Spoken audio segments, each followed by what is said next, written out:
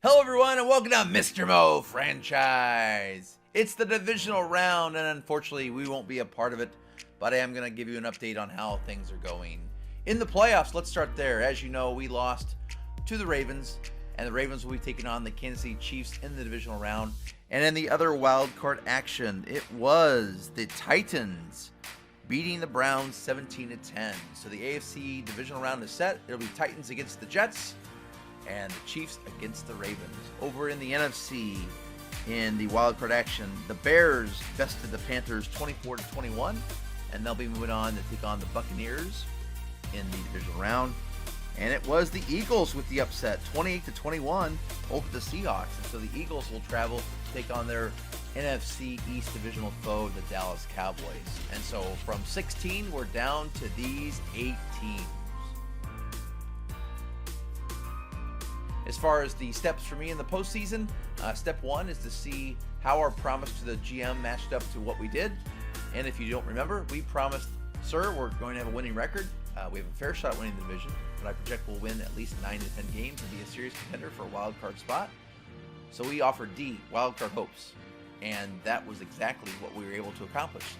So I was able to roll a D20 to my GM approval rating. I rolled a 9, so we went from a negative 14 to a negative 5 with the GM.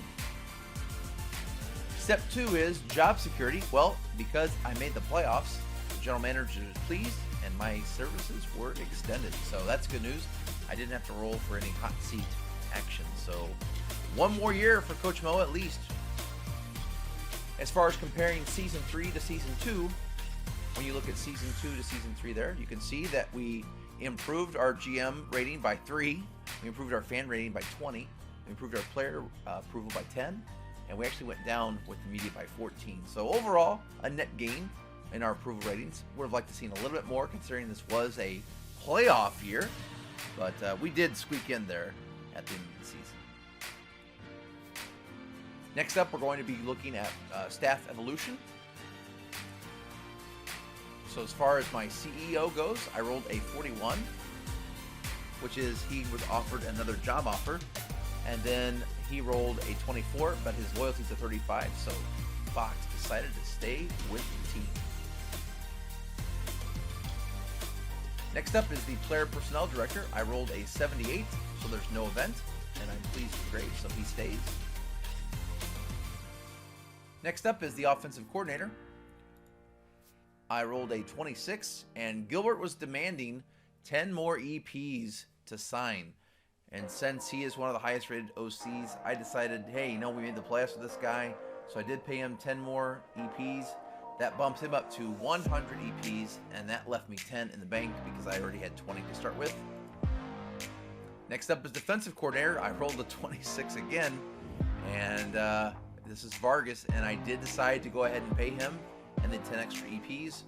So now he's up to 80 EPs, and that left me none. Next up is special teams coordinator.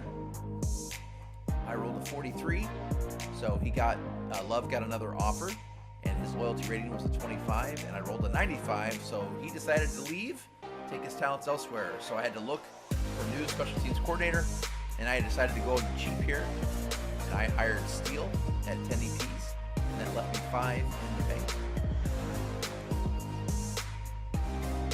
Next up is strength and conditioning coordinator, and I rolled a 52, which is the loyalty shift, and that's Oliver. He has a 50 loyalty rating. I rolled a 9, so his loyalty went from a 50 to a 55, so good to see that.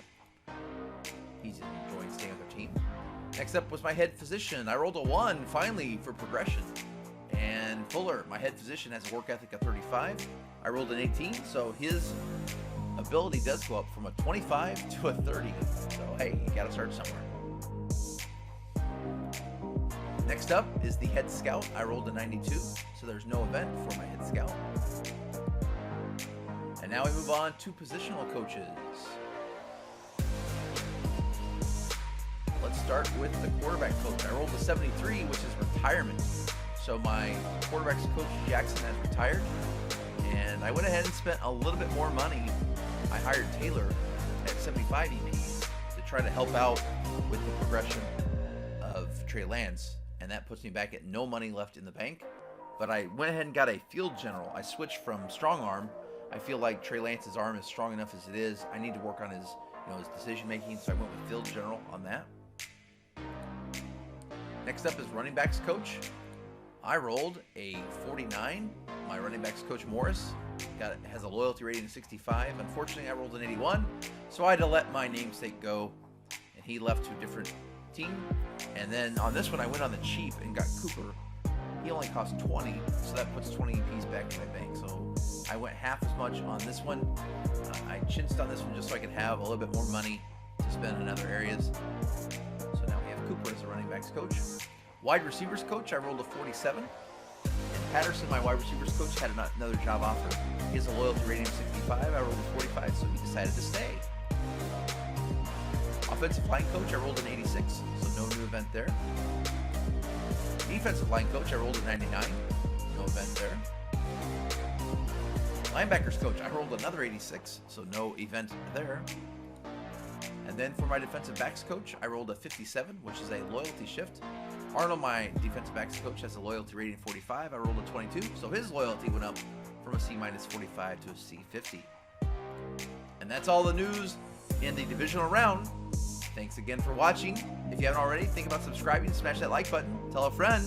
Jacksonville's getting closer to the draft. Thanks again for watching, and have a great day.